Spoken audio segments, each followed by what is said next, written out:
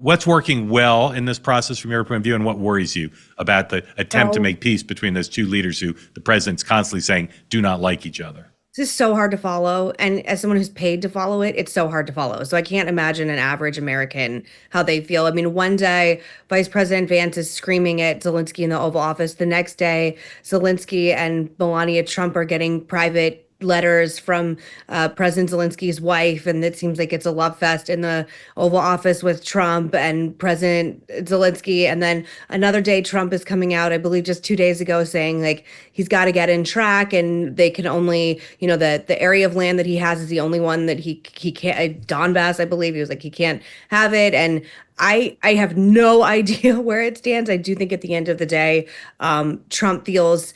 I don't want to speak for him, but it's clear that the Alaska summit didn't go exactly the way everyone had anticipated. I think he thought that was a moment where he was going to sort of like get Putin to, come to terms with him, and that hasn't happened. And I Yeah. legitimately have no idea where this goes.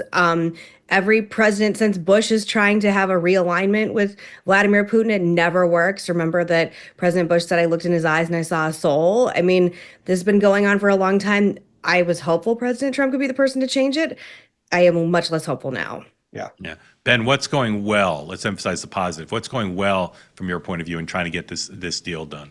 Constantly trying new and different ways to negotiate. I think that's one of the things that Donald Trump does well, is not just have one strategy and one strategy only. We've had a lot of one strategies with other administrations. That just doesn't work. And so look, going and trying different things, whether it's leathers, whether it's engaging the first lady, whether it's talking tough in the Oval Office, at least he's constantly trying to find a new way around the train wreck, right? He's trying to get around the traffic and keep moving forward to get to the end, which is to stop this war.